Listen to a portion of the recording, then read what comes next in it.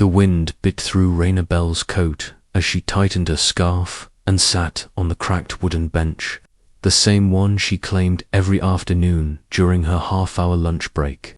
Late autumn in the city had a way of making everything feel colder than it should. The buildings taller, the sky grayer, the world just a little heavier. She sipped her lukewarm coffee and rubbed her sore fingers, already aching from the early shift at the diner and a morning lecture in her nursing program. Life had become a blur of double shifts, unpaid internships, and studying until her eyes burned. But she was used to the ache now.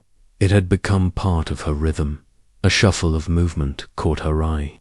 Just a few feet away, an old man with silver hair and too many layers of tattered clothing sat hunched over, scattering breadcrumbs for a gathering of pigeons.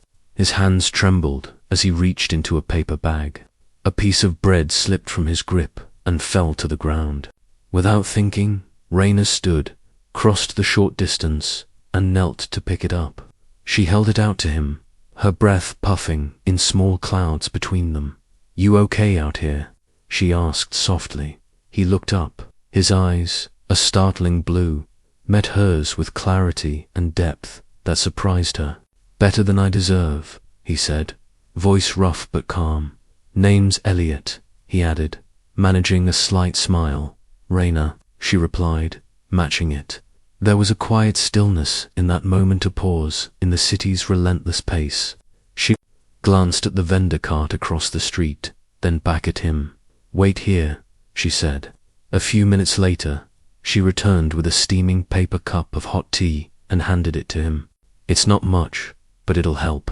His hands closed around it gratefully, more than most would give. She nodded once and walked back to the bench, finishing her coffee in silence before heading off to her next shift, unsure why that simple exchange lingered in her chest. That night, she dreamt of her father, frail, coughing, alone in a hospital bed too far from home. She remembered the nights he asked if anyone had called. No one ever did. No one had helped him, not when it mattered. And now, as she lay awake in the early hours, she couldn't shake the feeling that Mr. Elliot wasn't just another forgotten soul on a park bench. There was something in his eyes, something buried deep, like a story waiting to be told. Raina Bell had learned early that the world didn't give second chances, it barely gave firsts. Raised by her father, Malik Bell, a gentle, bookish man, who once taught high school history before taking a night job as a security guard to make ends meet. She had grown up in the soft glow of his quiet resilience. He was her compass, her anchor, the one person who never flinched when life got hard. When he died 2 years ago, alone in a break room after suffering a stroke, no one noticed in time something in Raina fractured. Grief hollowed her out, but guilt carved what remained. He'd worked himself to death trying to give her a future, and now she was chasing it with raw hands and no safety net. She spent her days in scrubs, absorbing lectures on patient care, and her nights serving burnt coffee and pancakes to tired truckers and night owls. Sleep was a luxury, trust even more so. She kept her head down, heart locked, and expectations low, especially when it came to the powerful. People with wealth, she believed, only saw others when it served them. Still, she clung to one ritual, her lunch break in the park. It was the place her father used to bring her after school, feeding ducks, reading worn library books on a shared blanket, laughing about the world like it wasn't crushing them. Now, she returned to that same park bench every afternoon, a thread connecting the past to whatever fragile hope she still held. It was there, on a wind-blown Tuesday, that she first noticed the old man with silver hair and a coat too thin for the season. He moved like someone used to being watched but no longer cared if he was. He said his name was Mr. Elliot. He fed the birds with quiet patience, his English precise, his voice calm and measured. His posture was too upright, his silences too full. Of meaning, Raina didn't pry. She just offered warmth in small doses, hot tea, a sandwich, sometimes her own lunch. He never asked for anything. And the more she brought, the more she found herself talking about nursing school, about work, about the aching absence of her father. Her neighbor, Camille, a sharp, no-nonsense Nigerian-American social worker who'd seen her share of twisted stories, pulled her aside one evening as they passed in the stairwell. "Be careful with your kindness, Raina," she said. "Not every old man with a story is harmless, especially the quiet ones." But Raina wasn't acting from pity. What she felt with Mr. Elliot was something different. It was recognition, something about the way he listened. Like he could see through her defenses without ever demanding she lowered them. Their friendship unfolded in fragments. They never met outside the park, never exchanged phone numbers. He simply appeared some days, and so did she. She talked. He listened. And in the rare moments when he spoke beyond pleasantries, it was with a gravity that made her pause. One afternoon, she admitted half bitter, half weary that she didn't trust people with power, that every time she saw a person in a tailored suit walk past someone in need without flinching, she felt rage coil in her chest. Mr. Elliot had only nodded slowly, then said, "Power, when it is earned without integrity, is the beginning of ruin." His voice was soft, but the words hit like scripture. She didn't know that he spoke not in theory, but from the ashes of a life once shaped by influence, by betrayal, and by the cost of pride. To her, he was just Mr. Elliot, a stranger with dignity in his silence, with hands that trembled but eyes that never did. She couldn't explain why, but she trusted him, and slowly, without realizing it, she started letting him into the quiet spaces she usually kept locked away. The break-in happened on a rainy Wednesday, the kind of night when the city seemed to groan under the weight of its own weariness. Raina came home from her night shift to find her door slightly ajar, the lock broken, and the air inside carrying that unmistakable sense of violation. Her laptop was gone. So was the small emergency cash stash she kept hidden in a coffee tin. But what hit the hardest was the missing watch, her father's old, worn wristwatch.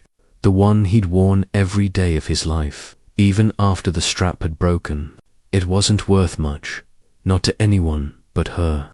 The police came hours later, took down a report without much interest, and left her with a vague promise to let her know if anything turned up. She barely slept.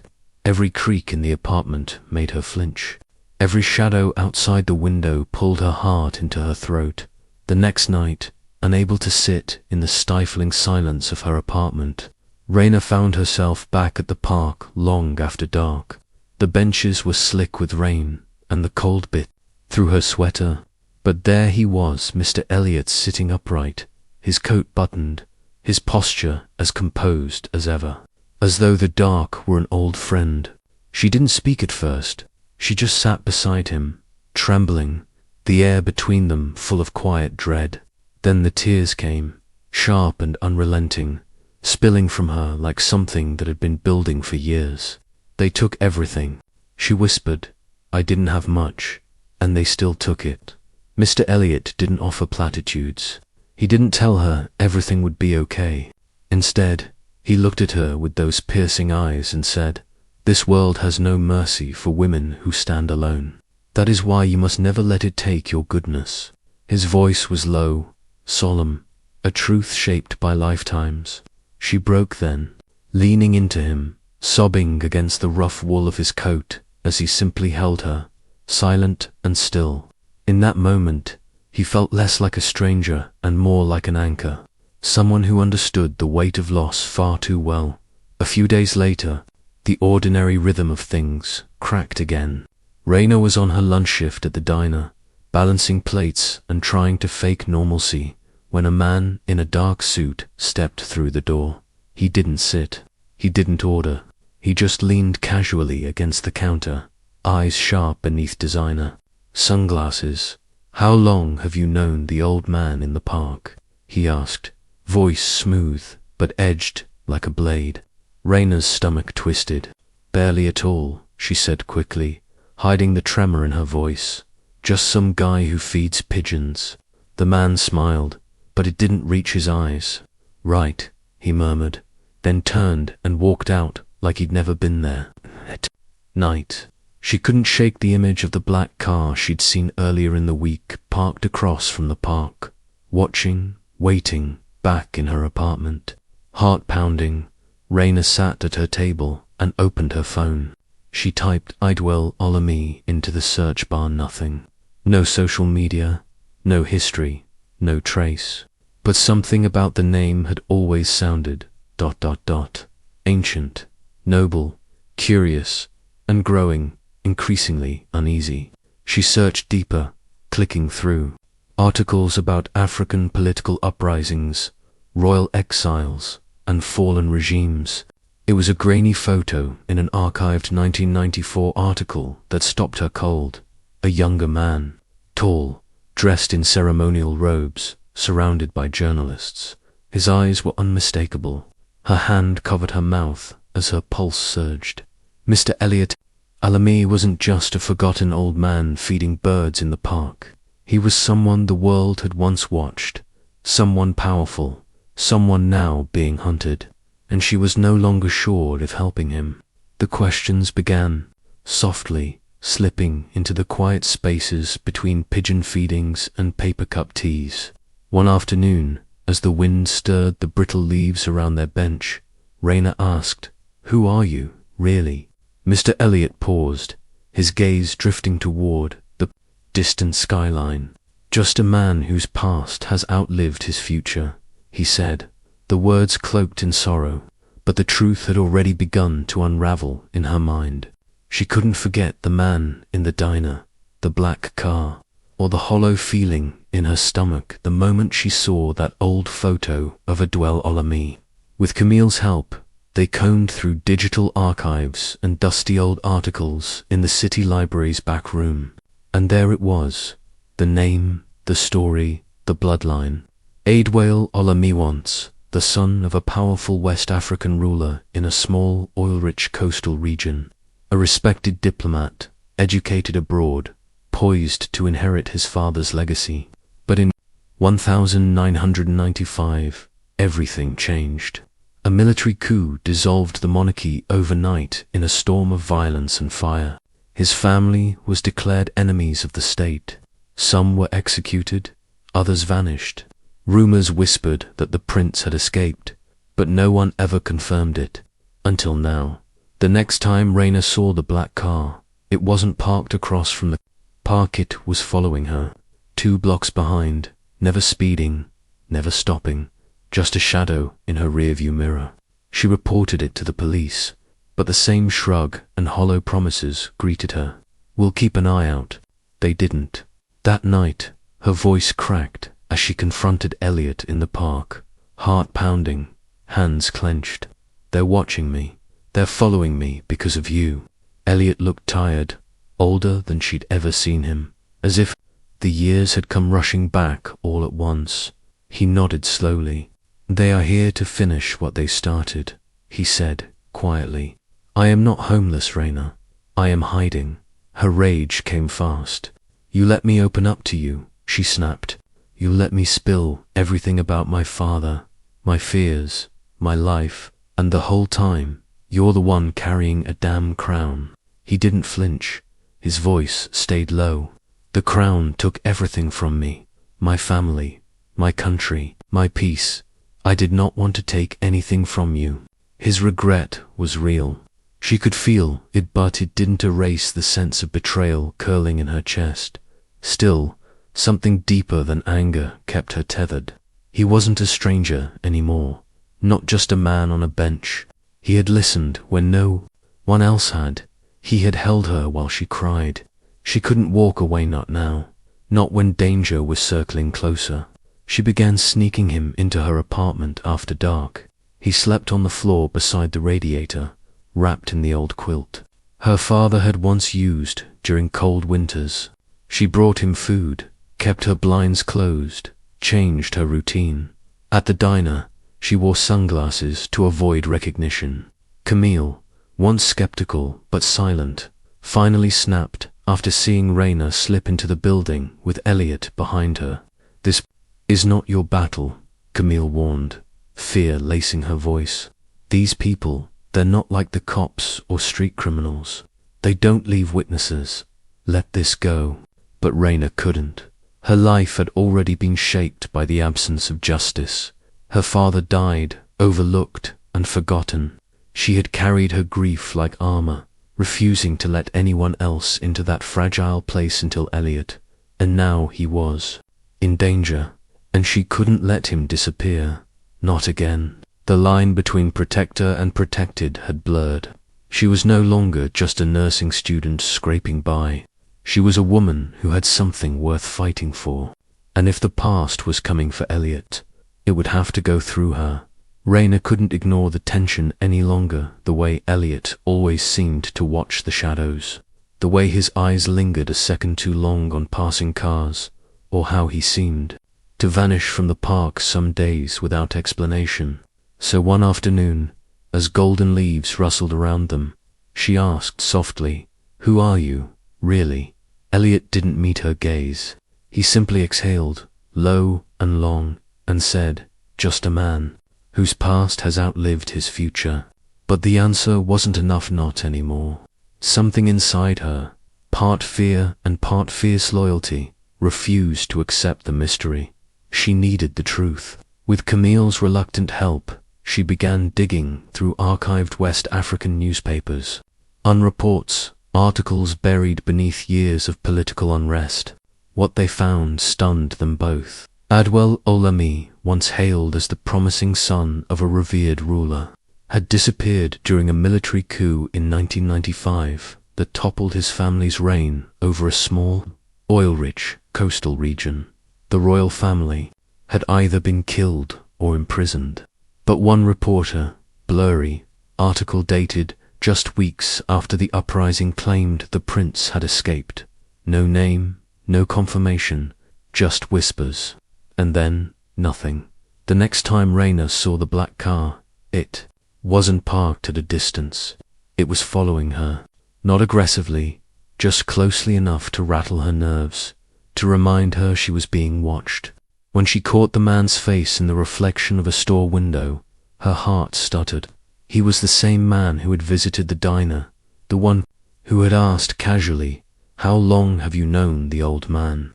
She reported the incident to the police again, but they were dismissive, uninterested. That night, shaken and done with waiting for protection that would never come, she returned to Elliot. "Tell me everything," she said. He looked tired, more worn than she'd ever seen him. Finally, he answered, "They are here to finish what they started. I am not homeless, Reyna. I am hiding." Her breath caught, and anger surged through her. "You let me open up to you," she snapped. "You let me spill everything about my dad, about my life, my fears. You let me be vulnerable. And all this time, you've been the one carrying a crown." Her voice trembled with betrayal. Elliot didn't raise his voice. His expression was unreadable, but his reply came quietly. "The crown took everything. From me, my family, my name, my peace. I did not want to take anything from you." But that only made the ache in her chest deepen. He had been honest in spirit, maybe, but never in truth. And still she couldn't walk away. As much as the deception cut, the danger felt real now. An instinct overruled logic. She started bringing Elliot home with her after dark, under the cover of quiet streets and locked stairwells. He slept curled near her radiator, using one of her father's old quilts, the same one that had kept them warm in harder winters. She brought him meals, made him tea, tried to act normal in a life that was now anything but. Each day, she looked over her shoulder, heart pounding at every unfamiliar face, every shadow. Camille, already on edge from the black car, was livid when she found out. "This is not your battle," she warned, voice sharp with fear. "This is about nations, Reyna, about violence that doesn't follow rules. Let this go before you disappear." Too, but Reyna couldn't let go. Something had shifted in her the day she met Elliot. He had seen her pain and never turned away. He had listened without judgment, offered solace when no one else did. Maybe she didn't know everything about him then, but she knew enough now to see the man beneath the myth, and she refused to let him fall into silence again. She'd already lost too much: her father, her safety, her belief in fairness. She wouldn't lose Elliot too. If they were coming for him, they would have to come through her. The night was cold and breathless when the apartment door shattered off its hinges. Rayna jolted awake to the sound of boots and muffled voices, panic flooding her chest before she could even scream. Two men, faces shadowed and movements sharp, swept through the tiny space knot, searching for valuables, but something far more specific. One grabbed her arm with a bruising grip and hissed, "Where is the man with the medallion?" Her heart dropped. Elliot, but he wasn't there. His quilted corner was empty, the air still holding the warmth of someone who had just left. She didn't answer, didn't have to. The men tore through her shelves and drawers, but within minutes they were gone, leaving her apartment even more broken than before. Shaking, she found the note tucked beneath her father's old coffee tin. It was written in the careful, elegant script she knew by heart now. "You saved my life more than you know. I will not let yours be destroyed for my sake." Her hands trembled as she clutched it, heart pounding. He was protecting her again, but she wasn't going to let him disappear. Not now. Not after everything. It took her 2 frantic hours, 3 subway lines, and a handful of desperate calls to find him. The station was nearly deserted when she finally spotted him near track 17, coat pulled tight, cap drawn low. He sat like he always did, with calm, deliberate stillness, but his eyes betrayed the weight he carried. She ran to him, breathless. Neither of them spoke as the train roared in the distance. The silence between them was louder than the noise around them. When Elliot finally looked at her, something in his expression had shifted. There was no more hiding. "I was meant to lead," he said, "not as a king with a throne, but as a steward of my people. My father raised me to protect them, not sell them. When the oil companies came, offering bribes, land rights, promises of wealth, I refused. I told them our coastline would not be ravaged, our waters not poisoned." He paused, voice hollow. "My cousin did not refuse. He made the deal. Sold. Everything, including me. The coup was swift. I was lucky to escape with my life, and this." He reached into his coat and pulled out a small medallion, its metal worn but unmistakably ornate. "The seal of my family. The last piece of proof that I ever existed." Rayna listened, tears rising in her throat. "Why didn't you fight?" she whispered. He looked away. "I did, for years. But peace is dangerous when greed runs nations. Peace means they cannot exploit, cannot own. So they hunted me until I became a ghost." He sighed, and for a moment he looked every bit his age. "I never wanted the crown back. I just wanted to disappear. But peace is a threat to power." Her hands gripped his. "Then don't run. Stay. Fight now. Not for power, for truth. You've survived this long. You can finish it." But Elliot only smiled, sad and full of something like pride. "I have a final plan, Rayna." His voice softened. "If I stay, they will hurt everyone around me until I'm no longer a threat. But if I walk into the fire myself, if I give them what they want in public, where the world is watching, they can know. Longer control the story." She shook her head, tears falling. "What are you going to do?" But he didn't answer. The train's brakes hissed as it pulled in. Elliot stood, pulling the medallion from his neck and placing it in her hand. "This belongs to history now," he said. "And so do I." Before she could speak again, he stepped onto the train and disappeared into the night. The night air clung to Rayna's skin like a warning. Her apartment had been torn apart, but not by common thieves this time. They were looking for someone, not something. "Where is the man with the medallion?" one of the intruders demanded, his voice laced with urgency and threat. Her pulse hammered in her ears. But Elliot was gone, vanished, as if he had never been there. In the wreckage of overturned books and broken drawers, she found a folded note wedged behind her father's coffee tin. You saved my life more than... You know, I will not let yours be destroyed for my sake. Arena's stomach sank. He'd left to protect her again, and this time, she feared. For good, it took her nearly 2 hours to track him down, her hands trembling as she called in a favor at the train depot where her friend's cousin worked security. She found Elliot on a dim platform bench, the weight of history in his shoulders, his silhouette rigid and calm as a train approached from the distance. She didn't speak at first, just sat beside him. The wind carried the stench of diesel and dust, but there was a strange stillness in the moment, as if time itself had paused to listen. I knew they would come, he said quietly, without turning to look at her. They always come when silence becomes dangerous. She looked at him, eyes brimming with disbelief and fury and aching fear.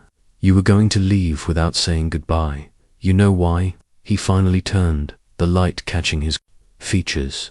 Because if I stayed, they'd make you pay for standing beside me. Raina clenched her fists. Then let me stand beside you. He smiled at that, gently. Sadly, that is what terrifies them the most. Then, as if a door inside him opened, Elliot told her everything. How he had once stood on the threshold of power, prepared to inherit his father's role as a traditional leader. How he refused to sign contracts that would allow foreign oil companies to destroy the mangroves, poison the water, and drive his people from their land. Peace, he said, was a threat to them. Peace meant no pipeline, no profit. His cousin, seduced by promises of money and status, had betrayed him. In the violent coup that followed, Elliot lost everything: his family, his title, his name. Only the medallion, bearing the royal seal, had survived with him. For years, I lived like a ghost, he said. Not because I was afraid of death, but because I was afraid that my survival would put others in danger. Raina's voice cracked. Then stop running. Please. You're not just some lost relic. You're the truth. You deserve more than exile. But Elliot shook his head. This country gave me peace, and I stayed too long in it. But now, the shadows have found me again, and the only way to end this is to walk into them in my terms. She looked at him, heartbreaking. You have a plan, he nodded. I go public. I reveal who I am, what I know, what they did, the documents I kept, the accounts tied to my cousin, the deals, everything. If I do this where the world is watching, they won't be able to silence me without confirming the truth. But it's not safe. It never was, he said, simply. Then he reached into his coat and pulled out the medallion, worn with time but unmistakably intricate, heavy with meaning. He placed it in her hand. This is not my future, but it might help someone rebuild it. The train rolled closer, screeching on its tracks, and for a moment the wind whipped hard between them. Elliot stood, shoulders squared. Raina stood too, panic catching in her throat. Don't go. He looked at her one last time, his eyes warm and calm. You gave me more than kindness, Raina. You reminded me who I was, and who I could still be. Then, before she could speak, he stepped aboard the train. She stood there long after it disappeared, the medallion clutched to her chest. 1 year later, Raina stood beneath a wide blue sky on a small outdoor stage in the heart of the city, gripping a microphone with steady hands. The banner behind her fluttered gently in the breeze, proudly displaying the name she had once whispered in secret, the Olami Foundation for Displaced Leaders and Refugees. It was more than an organization. It was a promise fulfilled, a legacy, reborn from the shadows. Beside her stood a framed photograph of Elliot, his gaze calm and knowing, captured in one of the rare moments she'd managed to snap on her phone when he wasn't looking. In the crowd were donors, volunteers, immigrants, students, and survivors, some curious, some grieving, many inspired by the story that had shaken the world, the exiled African prince who had lived in silence on a Baltimore park bench, until one young woman dared to ask his name. Elliot had vanished after that final train ride, re-emerging briefly in a foreign press conference that exposed corruption, war crimes, and the complicity of global oil interests. Then, just 6 months later, Rainer received a call from a hospital in Lisbon. He had died quietly of heart failure, leaving behind no family, no funeral, only a letter and a small velvet pouch containing the medallion he had once pressed into her hand. In the letter were instructions, impossibly precise, for accessing a secure offshore account he had hidden away for decades. The funds, he wrote, were never meant for revenge. They were meant to rebuild what had been taken. He had chosen her to carry that mission forward, not because she was powerful, but because she had never treated him like he wasn't. Now, as Raina looked out at the crowd, she felt the weight of that honor settle not like a burden, but a compass. She had taken Elliot's story, his pain, his truth, and turned it into a force for change. The foundation provided legal aid, housing, and advocacy for political exiles, war survivors, and silenced leaders across the globe. And though the world had come to know Elliot Alami as a fallen prince, Raina would always remember him first as the quiet man who fed birds in the cold, who listened without judgment, who spoke of peace like it was still possible. She adjusted the mic, took a breath, and began to speak not for him, but because of him. The air was crisp as Raina sat alone on the weathered park bench, bundled in a thick scarf, her fingers gently scattering breadcrumbs across the pavement.